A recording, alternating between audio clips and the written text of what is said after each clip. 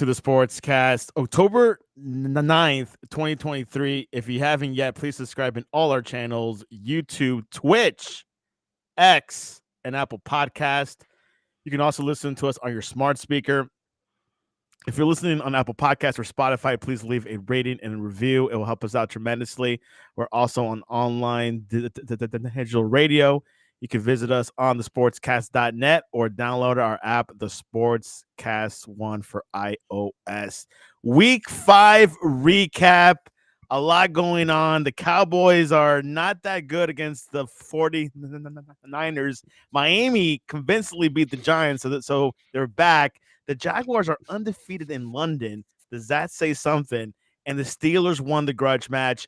Join us all the way from Pittsburgh, Pennsylvania, Joe Toscano. Welcome back to the Sportscast. Great to be back. Another great week. We're starting to get to the point where we can learn about what teams really are. Week 5, they've played some games. They're not just flukes. We're starting to learn about teams. How many teams you can number or count that could win the Super Bowl as of what you've seen so far after 4 weeks? 5. San Francisco, Philadelphia, Buffalo, the Chiefs, and the Dolphins. You're seeing Miami. Oh, Miami is definitely, if they could stay healthy, they're the greatest offense ever so far. I mean, the most yards in NFL history. Their offense looks amazing. If they could stay healthy, Miami is definitely a Super Bowl contender. How long can we say that we're healthy for Miami? For how long? Until week 17. I mean, they need to. The thing about the Dolphins is they have stars, and if you lose any of those stars, they're top heavy. I don't know what their depth is like, but you need those stars. You need Tyreek and Tua and Waddle to stay healthy. Otherwise, if they lose any of those guys, then forget about it. And it's interesting enough. I agree with that list of yours. I will put the Rams as an honorable mention. No, you wouldn't. No. Oh goodness, no. It is a great story. I thought they would be absolutely horrible, but they have way too many holes. They're just too unpredictable. They basically have 3-4 good people, and the rest is just an unknown. True. I have not heard anything about Stafford's health, which I know he's injury prone typically. I mean, yeah, he's injury prone and he's old. I mean, he's looking good now. That's great. It's great what they're doing, but it's only week 5. I don't know. I don't know how long that could be sustained. All right, so let's go into the recap of week 5. Let's get ready. Are you ready to rumble? Let's go. Let's go for it. Our first one was in London yesterday. Buffalo was technically the home team, but the Jaguars has made London their home for 2 weeks. Why not, right? Travis Etienne, Joe, had 136 yards and 2 fourth-quarter touchdowns. Hey, help my team out. And the Jaguars beat the jet-lagged Bills 25-20. What are your thoughts? This doesn't count. London games don't count. This doesn't matter. None of this matters. No matter what happens in London. What happens in London stays in London. The Jaguars are practically like London's home team. They have so many games there every year, and they were very smart to stay an extra week there. Why not? Anytime a team goes over there, anytime the teams play in England, it's always a weird circumstances, and I think it's because of the jet lag or another country or whatever. But they don't count. This does not speak poorly for the Bills. The Bills have looked amazing so far this year. The Jaguars, maybe they're good, maybe they're not, but they have definitely had an advantage because they're used to playing in London and they stayed that extra week. So to me, this doesn't count. The Bills had rooted their past 3 opponents, but looked tired at times. They rushed for 29 yards and had a rash of injuries. Let's go to the game of the weekend. According to Joe, Pittsburgh scored 17 unanswered points to beat Ravens for the 6th time in 7 tries this past 10 years. The Steelers had the game-winning points on Kenny Pickett's 41-yard touchdown pass to George Pickens with a 1 minute, 17 seconds left. Joe, you go for 2 minutes on this game. What happened? This is an absolutely amazing game. This is This is every time the Steelers and Ravens get together, this is what happens. It is a low scoring game. They beat the living heck out of each other. It's they battle, and this game did not defy reason. The Ravens should have won this game easily. Lamar Jackson threw many passes, right, wide open receivers right at them, right in their hands, and they dropped it. I think that happened like 7 or 8 times. It was absolutely ridiculous. And then for some reason, when the Ravens were up 10-0 going into the half, they could have easily kicked a field goal. They screwed it up, and they got no points from it, and that was a big determining factor. The Steelers got very lucky. Their defense came through big again. Interceptions, fumbles, limiting the Ravens all day, and then the Steelers offense did just enough. So it's a great win, but still the Steelers have many problems. Steelers did manage 201 yards and scored 3 times in the second half. Pickett completed 18 of 32 for 242 yards and the touchdown, struggling with his accuracy, except when throwing the ball to the 6'4" Pickens. Is the Pickens Pickett? Is that a now duo thing? George Pickens is a star. George Pickens is an absolute. He catches anything that goes near him. He is amazing. He's so good at combat catches. And right now, the Steelers offense is limited because their number one wide receiver, Deontay Johnson, has been hurt with a hamstring injury. So hopefully he comes back in a couple weeks. So they only have one good wide receiver, George Pickens, and defense is focused on him. And even then, even when he gets double teamed, he still manages to pull in catches. George Pickens is a future star in this league. Fun fact, Joe, Lamar Jackson is 1-3 against Steelers in Pittsburgh. Isn't that crazy? And his numbers are terrible. He has only a few touchdowns, many interceptions. The Steelers employ this. There used to be something back in the 90s called the Jordan rules. When the Pistons would play Michael Jordan, basically they would beat the crap out of him. That's exactly what the Steelers do to Lamar Jackson. Any chance they get, they lay it into him. They hit him hard, and I think that takes a toll through the game. Jordan rules. I was 4 years old at the time, so I don't remember that. Let's go to Miami. Devon Chan. I'm not sure how to pronounce it. Maybe Joe knows. Had another monster game. I mean, where's Mostert? 151 yards, 1 touchdown, and Miami broke the 2000 Rams record for the most yards through 5 games. Dolphins beat the Giants 31-16. Joe, there's no hope for the Giants, but there is hope for the Dolphins because they made it in your top list to win the Super Bowl. Dolphins are looking amazing. Giants, I unfortunately, I think a lot of people saw this coming, that they would have a bad year. Just not their year, but the Dolphins are just firing on all cylinders. What can you do? Yeah, Tua had a bad day. He only threw for 2 touchdowns and over 300 yards, but he had 2 interceptions. A-Chain, whatever, he is amazing. Tyreek Hill had another huge game.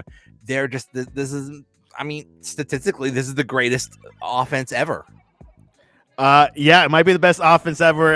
There is some argument, people saying the Niners might be up there, but Giants, Jason Pinnock returned. Just one positive thing for the Giants. Jason Pinnock returned for 1 of the interceptions for 102 yards for the New York's only touchdown in the game. The rest was their kicker, Graham Gano. So good day for the Dolphins. They're back. They had a bad weekend against Buffalo, but seriously, who can win in Buffalo? Pittsburgh has never won in Buffalo, right? That's the one weakness for the Dolphins is, yeah, they went into Buffalo, and Buffalo beat them bad. So there's kind of a big brother, little brother thing going on there. So that's something they have to work on. But other than that, Dolphins are looking real good. The Texans, they're supposed to be unbeatable. Not really. CJ Stroud set the record for the most pass attempts to start a career without an interception. But Atlanta got the win on Young Koo's walk-off field goal. Ritter, he passed and ran for a few TDs, providing a response to those who had called them to be benched. The Falcons snapped a 2-game skid, Joe, by beating the Houston Texans 21-19 yesterday. This is a battle of two interesting teams, and Desmond Ridder really needed a game like this because, yes, there were calls for him to be benched. He just wasn't getting it done in the passing game. You know, in the running game, they looked amazing. Bijan Robinson is the real deal. He's everything as advertised, but Ridder had to do this. You know, they spent all this draft capital. They get Kyle Pitts 1 year, who's supposed to be an amazing tight end. They get Drake London, who's supposed to be an amazing wide receiver, but they never had a quarterback to throw to them. So Ridder has to keep this up. Bijan Robinson didn't even have that good of a game, 14 rushes, 46 yards, but still, yeah, Atlanta has to keep this up. Houston is surprising. I was in Houston. I went to that game when the Steelers played Houston last week, and I saw the Texans beat the Steelers really bad. Houston is a team on the rise, but they're still young. They're still learning, so not surprised they lost, and I'm not sure how they're going to do the rest of the way, but they are they're rebuilding, and they're a team on the rise. Nashville was the place where Jonathan Taylor returns for the Indianapolis Colts.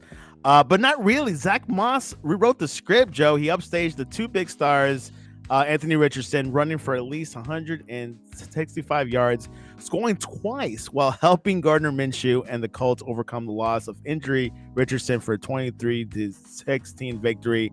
Zach Moss says, "Hey, I am the starting running back." Yeah, I wish you would have told me that before I dropped him in all my fantasy football leagues. Me too. It's like, well, Jonathan Taylor's coming back. Forget this. Yeah, Moss had a huge game. Great for the Colts, but what the heck's going on with the Titans? There's no excuse for losing this game. But also Anthony Richardson, they need to do something else with him. This is the third game that he's been knocked out, and now he's going to be out several weeks. The dude can't stay healthy. Stop having him run. Look, he needs to start throwing or something. They need to be more careful with him. He can't finish games. This is ridiculous. Now, Gardner Minshew, is he okay backup? Or, yeah. I mean, we talked about this before. He is inconsistent. He's inconsistent, but I think he's exactly what they need. Anthony Richardson, I mean, when you have Anthony Richardson in there, you're basically saying, okay, this is a rebuilding year. We're going to let Anthony Richardson develop. But when you have Minshew in there, you're basically saying, hey, we're trying to win. So I think Minshew is good enough to lead them. I think the Colts are a better team than people think, especially now with Taylor back and with Moss being so good. I think the Colts have potential to be pretty good.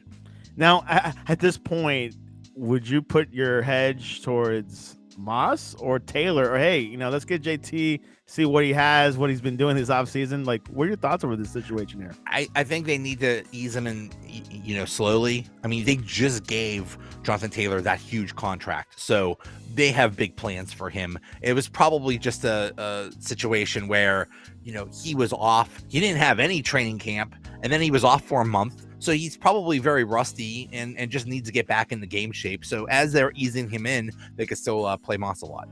So all you fantasy team owners, keep Moss in your starting lineup. Maybe RB3 or RB4, right? Don't be like me and just drop him.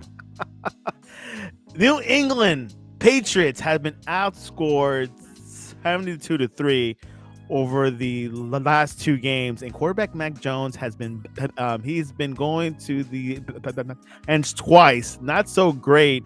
Alvin Kamara, who's come back, rushed for a touchdown to become New Orleans' career touchdown leader. Derek Carr had two scoring passes in New England. New Orleans routed New England 34-0. Wow, what a blowout! And Bailey Zappi came in the fourth quarter. No, hey, he just came in. What are your thoughts over this matchup? Wow, the Patriots are in big trouble. This was at home. They got killed at home.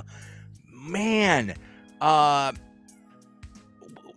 problem is, I mean, everybody says, who was it? Why were the Patriots so good when it was Brady and Belichick? Was it Brady or Belichick? And I mean, it wasn't just Tom Brady. They had other good players too. But Bill Belichick for the past few years has just been a lousy GM.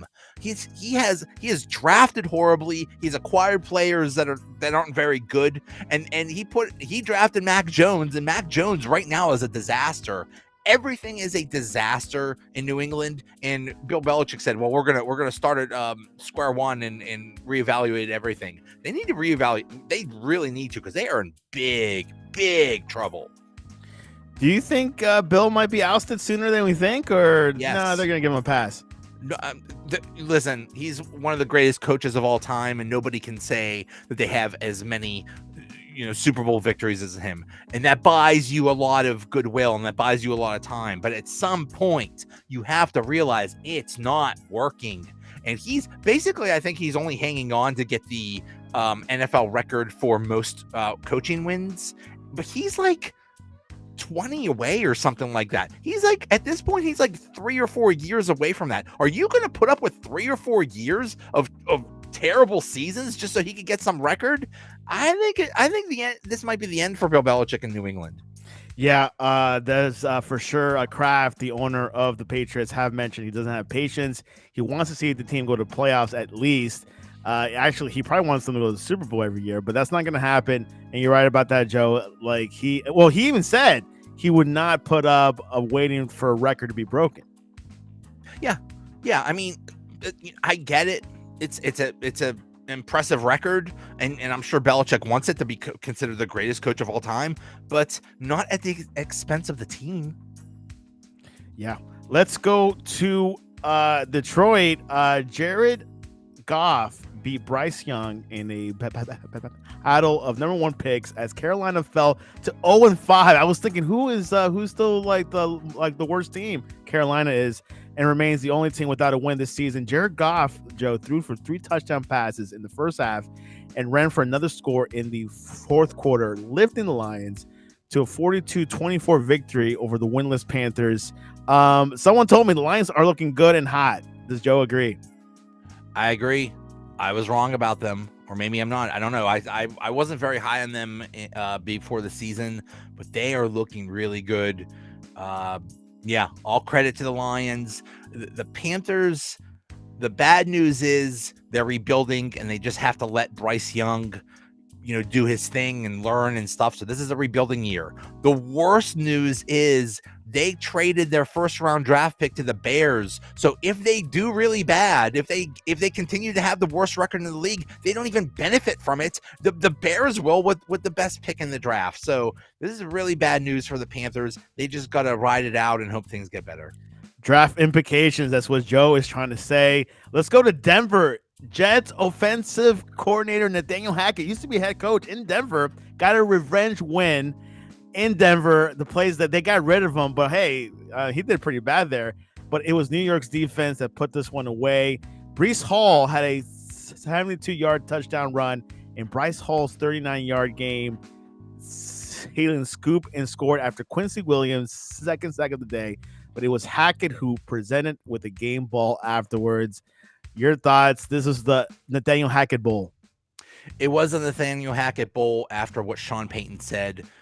He really took a shot at him before the season. So everybody had this game circled as, this is going to be a big game for the Jets. And I think they were highly motivated, and I think they did want to win for their coach. So good for them.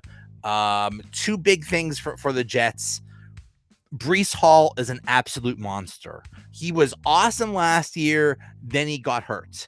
And people weren't sure how he would come back. And he has come back with a vengeance. 22 carries, 177 yards and a touchdown. He basically put the team on his back. But the other thing is, and the thing that determines the Jets' whole season right now is, how is Zach Wilson going to do? He was horrible at the beginning, and then last week against the Chiefs, he was really good. And yesterday, he was just okay.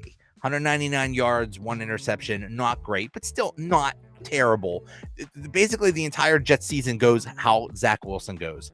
But for Denver, boy, Sean Payton needs to eat some humble pie, because they are horrible this year. 1-4, and this was a loss at home.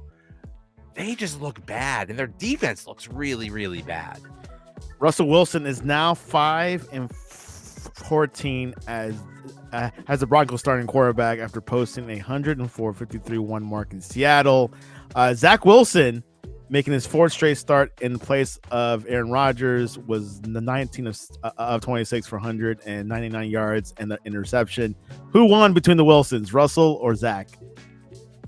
Well, Zach Wilson, I mean, Russell Wilson looked pretty good, but he did have that fumble at the end of the game that basically sealed it for the Jets. So maybe not so good. Maybe they both weren't very good. Let's go to Minnesota, that beautiful stadium. Patrick Mahomes is the 10th quarterback, Joe, if you did not know that, in NFL history to defeat 31 different franchises, and the first to do so before turning 30 years old. Mahomes threw 2 touchdown passes in the third quarter, one to Travis Kelce after the all-pro tight end had left the game with an ankle injury, and the Chiefs beat the Vikings 27-20 yesterday. I didn't see Swift. What are your thoughts over the game? Taylor Swift was not at the game, so maybe that's why Kelce got hurt. Maybe he was looking for her, and maybe he hurt something there. I don't know. Maybe his pride was hurt because his girlfriend wasn't there. I don't know. But the Vikings are in big trouble. The Vikings are basically, they're 1-4. They're basically, their playoff chances are done. Jefferson is hurt. They might be in a case where they just start trading away everybody at the trade deadline or something like that. The Chiefs keep rolling. They look amazing. They better hope that Kelce is actually healthy and not actually hurt with that ankle, because basically Kelce is like almost the entire Chiefs offense besides Mahomes. Yeah, that's pretty scary. All 4 of Minnesota's losses, Joe, have come by 8 points or fewer this year after a record 11 wins in 11 one-score games in 2022. Minnesota lost a fumble in their opening possession, again, a turnover by tight end Josh Oliver that the Chiefs recovered at Minnesota's 45. Isaiah Pacheco's touchdown run capped the drive and gave Kansas City the early lead. The Vikings have an NFL most 12 turnovers, including 8 lost fumbles. So we'll see what's going to happen. A lot of trade. Speaking about trades, her Broncos might trade out a lot of people out as well. So we'll see what happens there. We'll see. It makes sense. I mean, same situation. When you start 1-4, your chances, I think I heard you have a 7% chance of making the playoffs. Yeah, well, we'll see what happens. Let's go to Los Angeles, and yet another narrow victory by Jalen Hurts, and the Birds remain undefeated. Hurts passed for 303 yards and a touchdown, and rushed for 72 yards and another score, and the Eagles outlasted the Rams 23-14 on Sunday to remain unbeaten. Your thoughts? The Eagles don't look as dominant as they did last year, but hey, they're undefeated. They just keep winning games. There's nothing wrong with that. Hurts had a really good game. He has not looked that awesome so far this year, but this game he did look really good. Yeah, the Eagles look really good. The Rams are, to me, very surprising. I thought they would be really bad. And they got Cooper Kupp back. So you got Cooper Kupp plus Puka Nacua. That is a pretty good combo. And when they figure out how to use both of them effectively, I think the Rams offense will be very good. And I think they're actually going to be pretty good this year and not as bad as I initially thought. Cooper Kupp had 8 catches for 118 yards, and so he had 118 yards.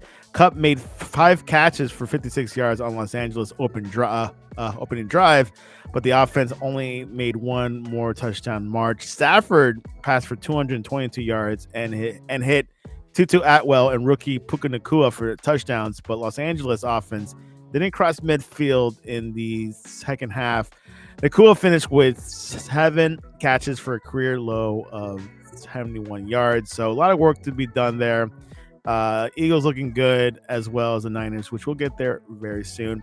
Let's go to Arizona. Jamar Chase, I forgot about that name a little bit, exploded for 192 yards and 3 touchdowns as Cincy's offense topped 30 points for the first time this season. Joe Burrow threw for 317 yards and 3 touchdown passes to Chase, who finished a season high 192 yards. As we said before, Cardinals are done in that game, 34-20. The Bengals are back. think the Bengals are back, and Joe Burrow might be back. He had a really good game. He looked strong. He made some good, strong throws, and that's basically been the story of the Bengals so far this year. The Bengals have been absolutely horrible because Burrow is hurt. He's hurt. He's hurt with that calf, and if he could get better, then the Bengals will be just fine. The Cardinals are not very good, but they're fighting. And so expected result, but Jamar Chase, he was not happy with his usage. He basically said, "Hey, I'm open all the time," and he proved that with 15 receptions, 192 yards, and 3 touchdowns. There you have it. Great win by the Bengals, and of course, Joe Burrow. Fantastic game. Let's go Sunday Night Football. The league's best team, San Francisco 49ers, dismantled the league's best defense, the Cowboys, as San Francisco won its 15th straight regular season game. Brock Purdy threw 3 of his 4 touchdown passes to George Kittle's, and San Francisco's defense hounded Prescott all night, and the Niners extended their dominance over the Cowboys 42-10. Not even close. Your thoughts? The 49ers have established themselves as the clear number 1 team in the NFL. They made this look easy against the Cowboys. My goodness. The 49ers offense, a dream Super Bowl matchup would be 49ers against the Dolphins. That would be so much fun. I am so jealous of Brock Purdy because all that dude does is just stand there and throw to very open wide receivers. I could do that, man. Make me the quarterback of the 49ers. It's so easy. Their offense is just perfect. They have everything going for them, and their defense is amazing too. Everything is going for the 49ers. We learned, and I think we're going to continue to learn about the Cowboys, is they are not that they're bad. They're just not elite. They're not elite. Prescott was sacked 3 times and had an interception into double coverage after the Cowboys fell behind 28-10 in the third quarter. Purdy finished 17 for 24 for 252 yards and has not thrown an interception all season. That's pretty good. He connected a 19-yard touchdown pass to Kittle on the opening drive, a 38-yarder early in the second quarter on a reverse flea flicker, and then a 10-yarder to put the game away in the third quarter. Kittle, Joe, became the first 49er player with 3 touchdown passes in a game since Vernon Davis in 2009. Unbelievable, isn't it? They have so many weapons. I mean, Kittle was just sitting there. it's like you just have oh, by the way, we have this awesome tight end that we could just throw multiple touchdowns to. It's basically an all-star team, and the 49ers are just the clear number 1 right now. The only thing that will stop the 49ers is if somebody gets hurt. Yeah, exactly. Health is pretty much the topic of the NFL, pretty much. But the Niners, I do agree, are the number 1 team. I love to see them playing against Miami, but also health is attached to that team as well, Miami Dolphins. And looking at the schedule for the Niners, they got Cleveland, they got Minnesota, then Cincinnati. That's October 29th. That should be a big game. Then the Jags, then the Bucks, then the Seahawks, Eagles, December 3rd. That will tell a lot right there. Everyone said the same thing last night. Can we just fast forward, forget about the rest of the regular season? Can we just put Eagles 49ers in the NFC Championship game to see who goes to the Super Bowl? Because we know that's how it's going to end up. Probably won't end up that way. Never does. But that's basically what everybody's saying, is that the 49ers and the Eagles are way better than every other NFC team. So let's just throw them there. There you have it. But we have one more game tonight to finish off week 5. It is Green Bay Packers at the Vegas Raiders. Packers are in prime time again in NFL week 5, and we'll look for a better result when they visit the Raiders for tonight, Monday Night Football. Green Bay 2-2 faced the Lions last week and on Thursday night, and they had a huge loss against the Lions, 34-20 in Lambeau Field. Now they head up to Legion Field for week 5 NFL matchup against the Raiders, who are 1-3. The Raiders has lost 3 straight games, including when they lost last week against the Chargers. The Packers have beaten the Raiders 8 straight times since 1987. Their last meeting was in Lambeau Field in 2019, which Packers won. Who do you have for tonight, Joe? Packers at the Raiders. I got the Packers. The Raiders just aren't that good. The Packers are a little bit inconsistent, but they're still trying to figure it out, and they're doing very well. Doing very well. 2-2 is not that great, but so Jordan Love playing pretty well. I think the Packers will win just because the Raiders are just not that good. They're a bad team. They have there's 2 good players, Devontae Adams and Crosby, and Jimmy Garoppolo is okay, and the rest of the team is just not very good. So I think the Packers will win. Yep, Garoppolo will be back tonight, and of course, Green Bay a little healthier than the Raiders, so we'll see what happens. And don't forget my boy Jacoby Myers, so hopefully he'll get some catches. Joe, what is the best way to reach you online to ask you about what are you eating this season for football season?